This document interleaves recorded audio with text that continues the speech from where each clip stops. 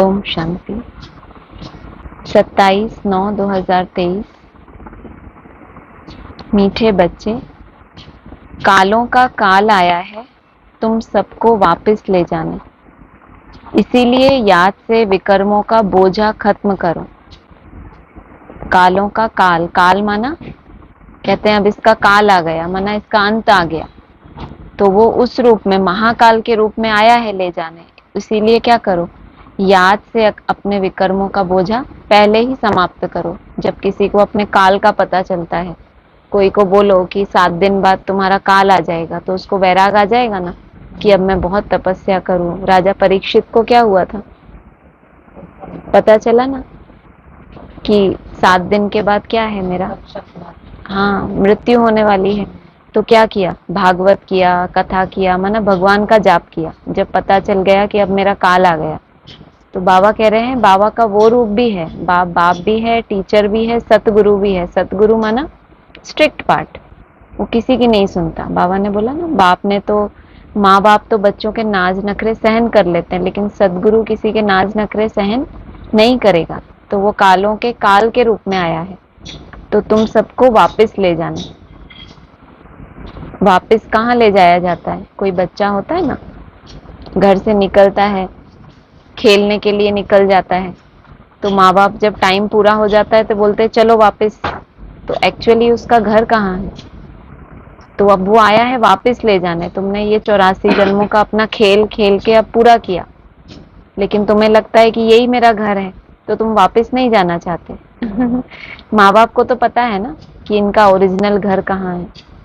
तो इसीलिए याद से विकर्मों का बोझा खत्म करो, अपनी देह से मोह निकाल दो। अर्जुन को कितना समझाया, नष्टो मोहा बन, ये तेरे कोई नहीं है, समझ ही नहीं रहा था। तो उसको विकराल रूप दिखाया, उसका नाम दिया विराट रूप। तो जब विराट रूप दिखाया तब उसने बोला कि अब आप जैसा बोलोगे मैं वैसा ही करूंगा, मेरा सारा मोह निकल गया। तो वो रूप है उसका। प्रश्न है, भक्तों की कौन सी पुकार जब बाप सुन लेते हैं तो भक्त खुश होने के बजाय दुखी होने लगते हैं? भक्तों पर जब दुख आता है, उत्तर है इसका कि भक्तों पर जब दुख आता है तब कहते हैं हे भगवान, मुझे इस दुख की दुनिया से ले चलो, मेरी इस पतित दुनिया में दरकार नहीं। लेकिन जब बाप पुकार सुनकर ले जाने के लिए आते हैं तब बच्चे रोते हैं कि हम कैसे, अर्जुन कैसे रोता था, मैं कैसे इनको मारूं, ये तो सब मेरे अपने हैं। तो डॉक्टर को कहते हैं तब रोते हैं। फिर डॉक्टर के पास जाते हैं तो क्या कहते हैं, मुझे ऐसी दवाई दो कि मैं ठीक हो जाऊं। फिर जब इंजेक्शन लगाता है तो क्या करते हैं, रोते हैं। लेकिन जब बाप पुकार सुनकर ले जाने के लिए आते हैं तब रोते हैं। डॉक्टर को कहते हैं ऐसी दवाई दो जो हम तंदुरुस्त हो जाएं, ऑपरेशन भी ना हो और मैं ठीक भी हो जाऊं।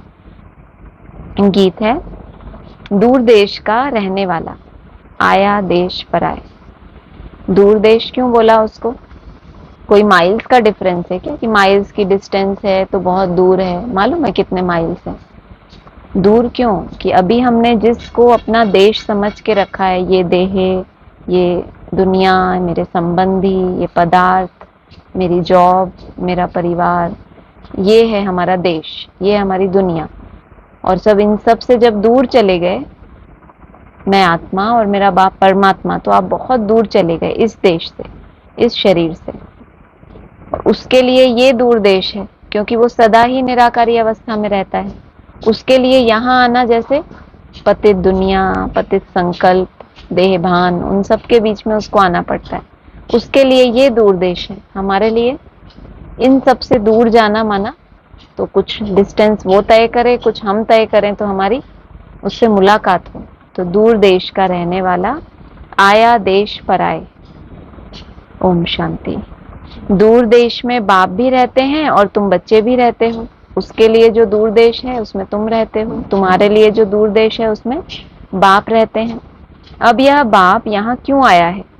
बाप को क्यों याद करते हैं कि हे भगवान आओ, आकर के हमको वापस ले जाओ। यह आत्मा कहती है अपने घर मुक्ति धाम ले जाओ। शरीर के सुख इस दुनिया में बहुत मिल जाते हैं, लेकिन जब फिर भी मन को संतुष्टता नहीं मिलती तो फिर उसको पुकारते हैं, क्योंकि मालूम है कि मन को शांति और कोई नहीं दे सकता। यह तो जैसे कालों के काल को पुकारते हैं। भक्ति मार्ग में समझ नहीं है कि हम किसको पुकारते हैं, कि हमको इस पतित दुनिया के संबंध से छुड़ाकर साथ ले चलो। हमको यहाँ रहने की दरकार नहीं है। और फिर कोई की आत्मा जब शरीर छोड़ती है तो कितने दुखी होते हैं, खुद भी भगवान को पुकार रहे हैं। फिर जब कोई नष्टो मोहा बनता है, कोई डिटैच होता है, तो उसके लिए भी क्या होता है, अरे दूर चला गया, कोई एकांत में जाए, खूब तपस्या करे, तो क्या समझते हैं, जैसे हमसे दूर चला गया। कितने दुखी होते हैं, रोते हैं, पीटते हैं। एक तरफ तो बुलाते हैं कि बाबा आकर के हमको यहाँ से ले जाओ, कौन सा गीत गाते हैं, अब घर जाना है। कोई घर में जाने की तैयारी करे तो उनको कितना रोते हैं, इस शरीर से मुक्त करो। परंतु जब मुक्त करते हैं तो रोते चिल्लाते हैं, क्योंकि मुक्त करने की भी तो कोई प्रोसेस है। ऐसे कोई आके सिर पे हाथ थोड़ी रख देंगे कि लो अब तुम मुक्त हो गए, ऐसे तो फिर कोई रोए ही ना। लेकिन डॉक्टर के पास भी जाते हैं तो एक लंबा चौड़ा ट्रीटमेंट होता है। कोई बीमारी है तो उसको ऑपरेट करके ठीक करना पड़ता है, तो शरीर में तो तकलीफ होगी, वो भी तो सहन करनी पड़े। भक्ति मार्ग में पुकारते हैं परंतु समझते नहीं है। सावित्री सत्यवान की कहानी है। वह तो एक की आत्मा को ले जा रहे थे, परंतु सावित्री ले जाने नहीं दे रही थी। इतना अटैचमेंट, बाप तो कल्याण ही कर रहा था। मनुष्य जब शरीर छोड़ते हैं तो शरीर में मोह होने के कारण आत्मा छोड़ना नहीं चाहती। क्यों हम अभ्यास करते हैं मैं आत्मा हूं, फिर देह में आ जाते हैं। आत्मा ने इस शरीर में रहकर इससे बहुत सुख भोगा, तो जहां से भी आपको कभी भी थोड़ा भी सुख मिलता है, भले वो विनाशी था, लेकिन अभी अविनाशी सुख भी नहीं मिल रहा, तो कम से कम विनाशी तो ना छूटे। तो हम बीच में अटक जाते हैं, थोड़ा सा इस शरीर से ऊपर चले, कुछ सेकंड टिके, फिर वो शरीर का सुख खींचता है, क्योंकि वो ऊपर वाला सुख ने भी अभी खींचा नहीं, तो बीच में लटक जाते हैं, तो वापस नीचे। ग्रेविटी है ना इस दुनिया में। डॉक्टर को कहते हैं ऐसी दवाई दो जो हम तंदुरुस्त हो जाएं। शरीर को हम छोड़ना नहीं चाहते, साथ में फिर कहते हैं भगवान आओ, आकर हमको साथ ले जाओ। बहुत दुखी हो जाते हैं तो क्या कहते हैं, भगवान अब तो ऊपर उठा ले, ये दुनिया हमारे रहने के लायक ही नहीं है। जब आता है तो फिर दुखी होते हैं। वंडरफुल बात है ना, अभी तुम खुशी से चलते हो। मनुष्यों का तो दुनिया में मित्र संबंधियों आदि में मोह है। अब पूछते हैं क्या तुमको मित्र संबंधियों आदि से छुड़ाऊं, ले तो जाऊं, फिर तुम इन संबंधियों की याद तो छोड़ो। अंत काल अगर बच्चों आदि को सिमरेंगे तो ऐसा जन्म मिल जाएगा। इसीलिए बाबा कोई ऐसा सिर पे हाथ रख के नहीं ले जाता, पहले वो ऐसा पवित्र बने, बोला है पवित्र बने बगैर कोई भी आत्मा शांति धाम में जा नहीं सकती। पवित्र मतलब क्या, निर्विकारी, उसमें ना क्रोध हो, ना काम हो, ना लोभ हो, ना मोह हो। अगर वो बनी ही नहीं है और बाप उसको ले जाए खींच के जबरदस्ती, लेकिन जिसकी स्मृति में वो जाएगी, जिसमें मोह होगा, लास्ट समय उसी की याद आएगी ना। जिसकी स्मृति में जाएगी फिर उसको वापस आना पड़ेगा। इसीलिए समर्पित भी होते हैं ना, तो बाप क्या कहते हैं, पूरे साक्षी हो जाओ फिर समर्पित हो। ऐसे नहीं बाप के घर में आ गए फिर तुम्हें याद आती रहे अपने बच्चों की, अपने पति की, या जिसकी भी। इसीलिए बाबा कहते हैं फिर क्या हो जाएगा, फिर उनके ही पास जाके जन्म लेना पड़ेगा, छूटेंगे तो नहीं। ले तो जाऊं, फिर तुम इन संबंधियों की याद तो छोड़ो, नहीं तो सिर्फ शरीर को ही ले गया ना, मन तो तुम्हारा वहीं रहा। अंत काल अगर बच्चों आदि को सिमरेंगे तो फिर ऐसा जन्म मिल जाएगा। बाबा कहते हैं तुम आत्माओं को इस शरीर से अलग कर मैं ले जाऊंगा। पहले तुम आत्मा बनो, फिर इस शरीर से अलग होने की प्रैक्टिस करोगे, क्योंकि तुम्हारी बुद्धि में गहराई से बैठ गया कि मैं आत्मा हूं।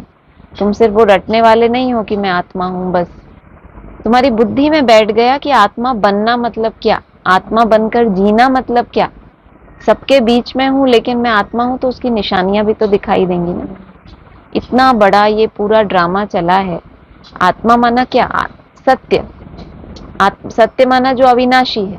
आत्मा अविनाशी है, परमात्मा अविनाशी है, तो सदा ही वो कायम है। इसलिए ना आत्मा का विनाश होता है, ना परमात्मा का विनाश होता है। इन शरीरों का विनाश होता जाता है। अगर उस सत्य को जान लिया तो फिर असत्य से तो अपने आप मन करेगा ना दूर जाए, अच्छा लगेगा, खुशी होगी, मजबूरी नहीं होगी हमारी डिटैच होना।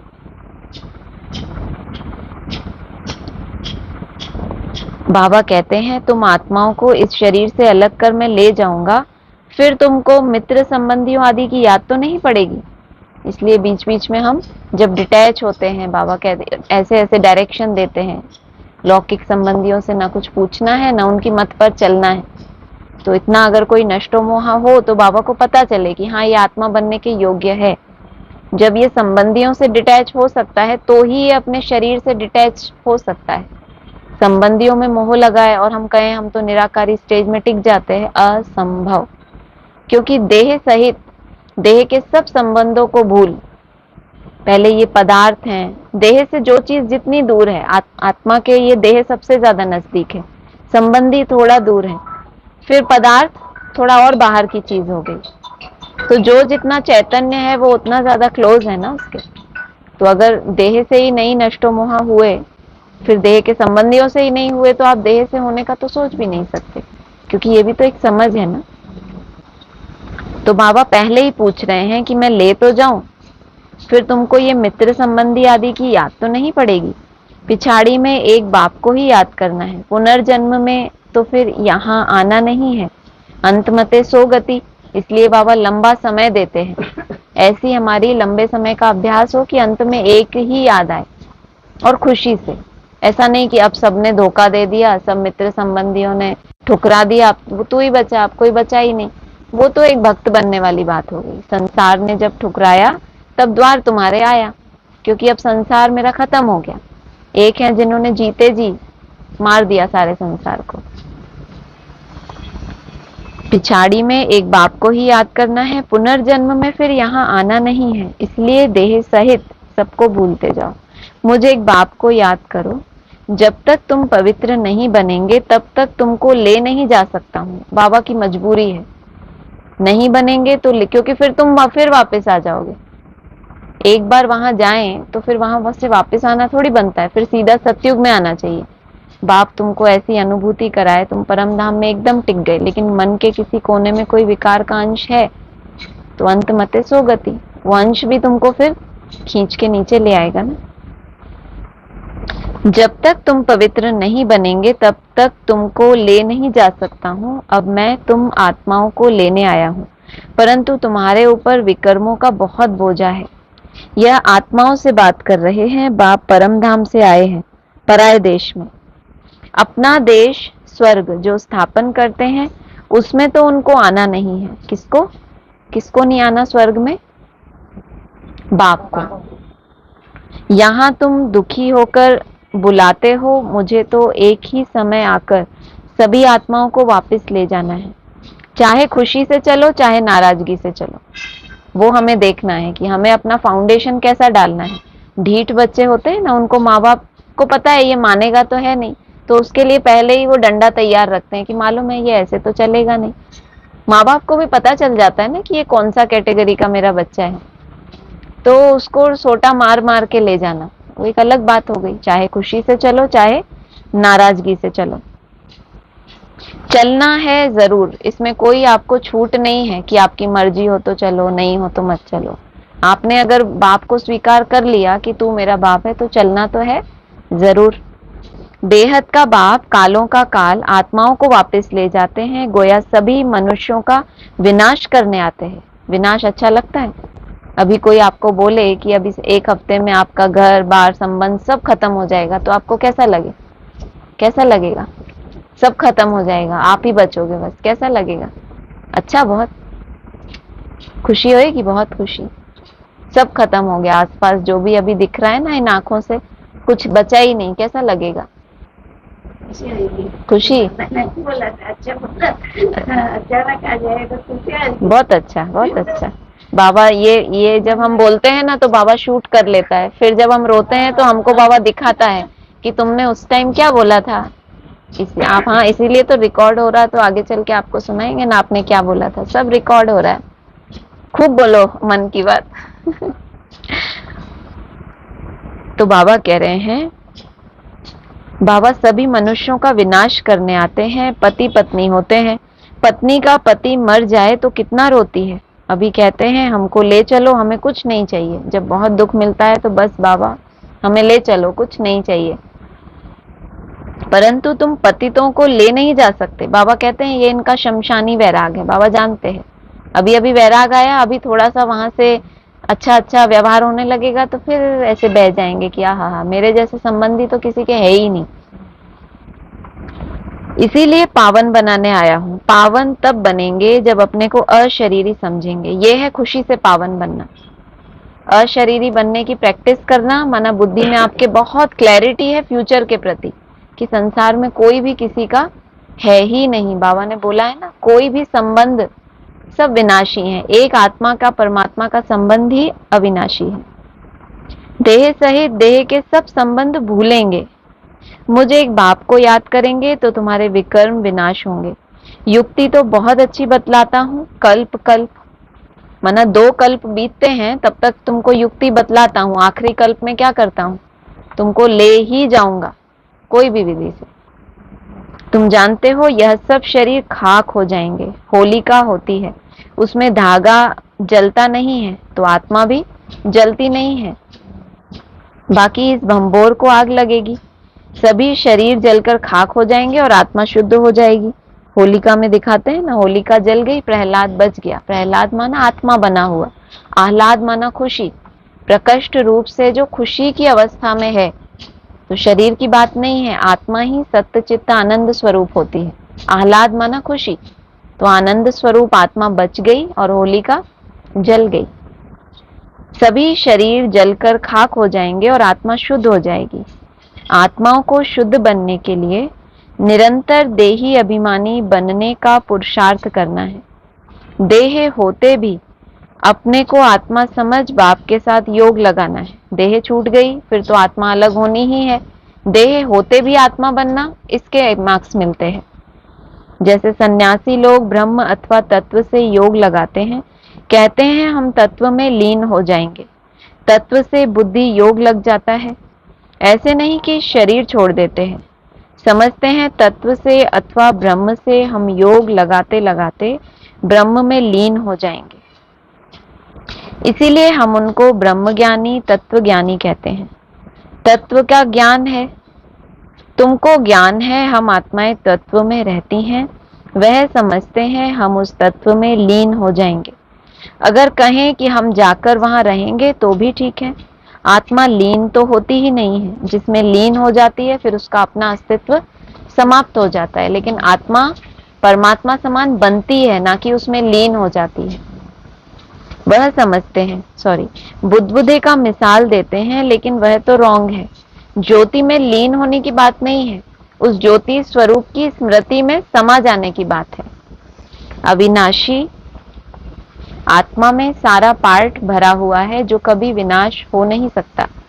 सन्यासी विकारों का सन्यास करते हैं, बाकी वापस तो कोई जाते नहीं, यहाँ ही पुनर्जन्म लेते रहते हैं, वृद्धि होती जाती है। सबको सतो रजो तमो से पास होना ही है। ड्रामा में यह सब नूंद है। अभी तो देखो बीमारियां भी कितनी अनेक प्रकार की निकली हैं, पहले इतनी नहीं थी। ड्रामा में यह सारी नूंद है। तुम बच्चे जानते हो बाबा आया ही है सब आत्माओं को वापस ले जाने। कहते हैं बाबा हमको वापस ले चलो। मुक्ति जीवन मुक्ति तो सबको मिलनी है, परंतु सब सतयुग में तो नहीं आ सकते। जो जो जिस समय आते हैं उसी समय उस धर्म में ही फिर आना पड़ेगा। तुम जानते हो फलाने फलाने धर्म फलाने टाइम पर आते हैं। बाबा भी कल्प पहले माफिक आया है, इतनी सब आत्माओं को वापस ले जाएंगे। इस धरनी को कितनी खाद मिलनी है, नई दुनिया को भी खाद चाहिए ना, तो सब मनुष्य जानवर आदि खत्म होकर खाद बन जाएंगे। फिर सतयुग में कितना अच्छा फल देते हैं, जो तुम बच्चों ने साक्षात्कार भी किया है। तुम बच्चे जानते हो बाबा कालों का काल है। सब कहते हैं बाबा हम खुशी से आपके साथ चलते हैं, हमको ले चलो, हमको यहाँ बहुत दुख है, यह है ही दुख देने वाली दुनिया। दुख धाम में एक दो को दुख देते रहते हैं, अपार दुख है। अब तुमको सुख में ले जाने आया हूं। अब एक को याद करेंगे तो वर्षा पा सकेंगे, नहीं तो राजाई का वर्षा पूरा पा नहीं सकेंगे, फिर प्रजा में चले जाएंगे। बाप आकर राजाई का सुख देते हैं। और कोई भी धर्म स्थापक राजधानी स्थापन नहीं करते। यह तो राजधानी स्थापन कर रहे हैं गुप्त वेश में, माना बिंदी वेश में नहीं, कोई गुप्त वेश धारण करके राजधानी की स्थापना कर रहे हैं। कोई को पता नहीं है कि सतयुग में लक्ष्मी नारायण की राजधानी कैसे स्थापन हुई। शरीरधारी देवताएं कहां से आए, ये किसी को पता ही नहीं है कि शरीरधारी देवताएं हैं तो जरूर कहीं से तो जन्म लेकर आएंगे। जबकि कलयुग में असुर थे, असुरों और देवताओं की लड़ाई तो चली नहीं है, न लड़ाई की बात है न विकार की कटारी चलती है। फिर क्यों दिखाते हैं कि लड़ाई लगी, मूंझ गए हैं। सृष्टि तो वही है, सिर्फ समय बदलता है। यह है बेहद का दिन, बेहद की रात। सतयुग त्रेता को दिन कहा जाता है, वहां तो लड़ाई होती नहीं। परंतु वह राजधानी उन्हों को कैसे मिली। कलयुग में राजधानी है नहीं, कहते हैं बाबा वंडरफुल है आपकी स्थापना का कर्तव्य। इतने बच्चों को सुखी बनाते हो। हाँ, बाकी हाँ, अपने अपने पुरुषार्थ अनुसार ऊंच पद पा सकते हैं। तुम जानते हो 5000 वर्ष बाद परमपिता परमात्मा आते हैं। भले करके कोई प्रभु, कोई गॉड कहते हैं। पिता तो है ना, पिता कहना कितना अच्छा है कि ईश्वर हमारा पिता है। सिर्फ प्रभु कहने से इतना मजा नहीं आएगा। प्रभु कहने से वो दूर हो गया कि तुम प्रभु, हम तुम्हारे बच्चे। भक्त मतलब बच्चे कहेंगे, माना हमारा पिता है वो। गॉड कहने से सर्वव्यापी समझ लेते हैं। फादर कहा जाए तो सर्वव्यापी कह ना सके। अब तुम आत्माएं सुन रही हो, समझती हो हमारा बाबा आया हुआ है, हमको योग से पवित्र बना रहे हैं, तो बाप, टीचर, सतगुरु को याद करना पड़े।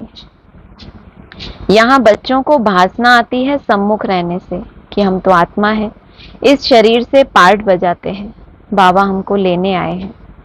हम पुरुषार्थ करते हैं कि बाबा से योग लगाएं।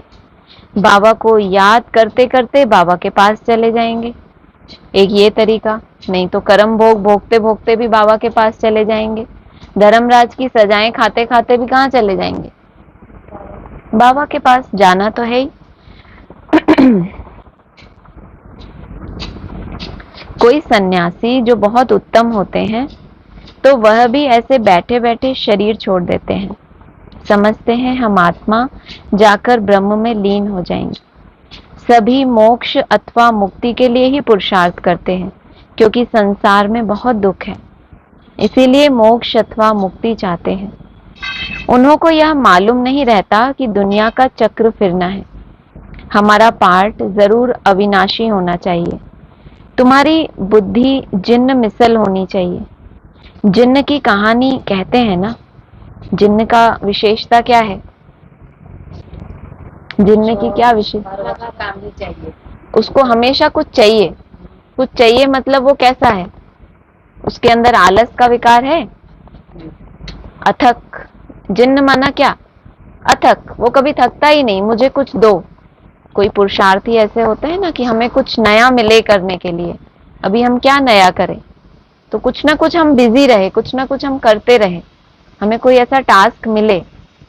और फिर आलसी है मतलब आपको मिल भी रहा है तो भी आप उसमें एक्टिव नहीं है, तो आप कैसे हैं, जिन्न तो बिल्कुल नहीं है। बाबा क्या चाहते हैं, तुम्हारी बुद्धि भी ऐसी होनी चाहिए कि बिल्कुल जिन्न मिसल। जिन्न की कहानी कहते हैं ना कि बोला हमको काम दो नहीं तो खा जाएंगे। फिर उसको काम दिया कि सीढ़ी चढ़ो और उतरो, माना कर्म कर, सीढ़ी ये शरीर में आए, अपना कर्तव्य किया, फिर ऊपर चढ़ जाओ। फिर आए, अब अभ्यास किया शरीर में रहते, फिर उतर आते हैं, फिर देहभान में आ जाते हैं, फिर उसको कर्तव्य दिया, फिर ऊपर चढ़ो। ऐसे नहीं कि दिन में सुबह सुबह योग किया, शाम को योग किया। तो जिन्न बनने वालों को ये सारे दिन का कर्तव्य दे दिया कि बार बार यहाँ बैठ जाओ रुकुटी में सीढ़ी चढ़ के, फिर जैसे ही उतरो फिर याद आए फिर चढ़ जाओ, ऐसा। तो बोला कि हमको काम दो नहीं तो खा जाएंगे। फिर उसको काम दिया कि सीढ़ी चढ़ो और उतरो। तुमको भी बाप कहते हैं मेरे साथ बुद्धि योग लगाओ नहीं तो माया जिन्न खा जाएगा। सोचो माया भी कैसी है, जिन्न मिसल, वो भी थकती नहीं है। कितने सारे बच्चे हैं, एक एक की कमजोरी को जानती है, इसमें ये कमजोरी उसके पास उस रूप से अटैक करती है। कितना बड़ा जिन्न है, माया है जिन्न, योग लगाने नहीं देती। अच्छे अच्छे पहलवान बहादुर को भी माया कच्चा ही खा जाती है, अभी पक भी नहीं पाते, कच्चा ही पुरुषार्थ है, तो भी उनको खा जाती है। तुम जानते हो बाबा सिखलाने आया हुआ है, कहते हैं बच्चे अब सम्मुख आया हूं, मुझे अब याद करो नहीं तो माया जिन्न खा जाएगा। यह काम दिया जाता है तुम्हारे ही कल्याण के लिए, ऐसे नहीं तुम योग करोगे तो संसार में तुम्हारे वाइब्रेशन से कोई चमत्कार हो जाएगा। अभी फिलहाल जो कर रहे हो वो अपने ही कल्याण के लिए। तुम विश्व के मालिक बन जाएंगे। अपने को आत्मा समझ शरीर का भान छोड़ देना है। सन्यासी माना देह सहित सब सन्यास, बाकी अपने को आत्मा समझना है। तुम जानते हो ज्ञान और योग बल से बाबा हमको 100 देवी देवता बनाते हैं। राजाई स्थापन हो रही है, यह राजयोग है। यह बातें शास्त्रों में नहीं है। पांडव इतना राजयोग सीखे फिर क्या हुआ, बस जाकर पहाड़ों पर गल मरे। फिर कैसे पता पड़े कि राजाई कैसे स्थापन हुई। अब इन बातों को तुम समझ सकते हो। बाबा कहते हैं अब मुझे याद करो और ट्रस्टी बनकर श्रीमत पर चलो। हर बात में राय लेते रहो। बच्चों आदि की शादी करानी है, मना थोड़े ही करते हैं। हर एक का हिसाब किताब अलग है। जैसे जैसे जो बच्चे हैं उनका हिसाब देख राय दी जाती है। कहेंगे बच्चों को शादी करानी है, भले करो, पैसा तुम्हारे पास है तो मकान भले बनाओ, मना नहीं है। मकान आदि बनाए, बच्चों की शादी आदि कराकर हिसाब किताब चुकतू करो। अभी समझते हैं कौन अच्छा पद पा सकते हैं, कितना डिफिकल्ट है। इसमें बड़ी दूरंदेश बुद्धि चाहिए। राजाई पानी है, कोई कम बात थोड़ी ही है। जब तक काम खलास हो जाए, बच्चों आदि का हिसाब चुकतू कर छुट्टी करो। कोई से हिसाब है, कर्जा है, वह तो पहले उतारो। यह भी समझने की बात है, कन्याओं को कोई बोझा नहीं होता। क्रिएटर को सब काम खलास करना है, फिर बाबा वारिस बना सके। मना अपने पुराने संबंधों से हिसाब किताब चुकतू हुआ, फिर बाबा आपको अपना वारिस बना सके। माया भी अच्छी रीति खटकाएगी, परंतु तुम यह भी समझते हो बाबा तो बहुत मीठा है, सबको पवित्र बनाए वापस ले जाने के लिए आए हैं। ऐसे बाप में बहुत लव होना चाहिए, मीठी चीज है ना। सतयुग में अपार सुख है, इसीलिए स्वर्ग को सब याद करते हैं।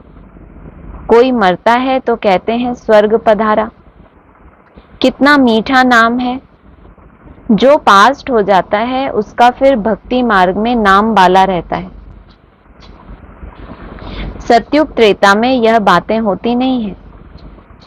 सतयुग त्रेता की कोई हिस्ट्री हमारे पास नहीं है। जो पास्ट होके गया है, आज स्वर्ग के नाम से लोगों के मुंह में पानी आता है। बाबा ऐसा कहते हैं, स्वर्ग के नाम सुनने से ही तो जरूर कभी ना कभी वो अनुभूति हुई है ना।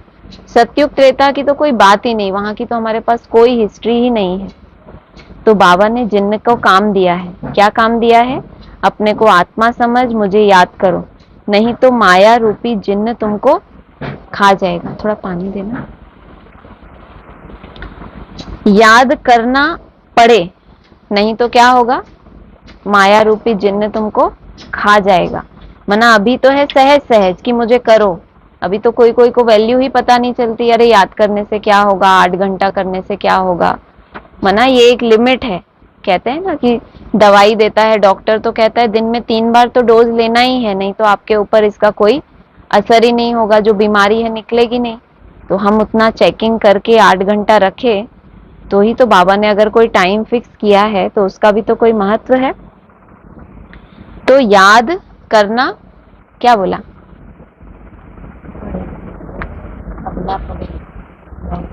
पढ़े किसको कहते हैं? मजबूरी नहीं है, याद करना मजबूरी नहीं है। माना अभी अगर आप नहीं भी कर रहे, अभी अगर आपको ऐसा नहीं लगता कि कोई करना चाहिए, इससे क्या होता है, तो भी लास्ट में आपको क्या होना पड़ेगा, करना ही पड़ेगा।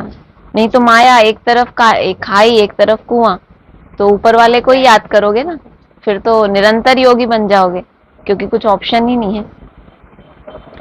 तो याद करना पड़े, आत्मा निश्चय कर बाप को याद करना है। हाँ, शरीर निर्वाह अर्थ कर्म तो करना ही है। 8 घंटा तो शरीर निर्वाह के लिए चाहिए, क्योंकि तुम कर्म योगी हो। फिर तुम पुरुषार्थ करो, 8 घंटा अपने पुरुषार्थ के लिए भी निकालो। कभी हम जो ड्यूटी करते हैं, जो बिजनेस करते हैं, उसके लिए हम जितना भी टाइम निकालते हैं, हम कभी ये सोचते हैं कि अरे ये क्या मजबूरी, ये मुझे करना खुशी खुशी, क्योंकि पैसा मिलता है ना, हमें पता चलता है। कभी भी हम ये नहीं सोचते कि मैंने कितना घंटा किया।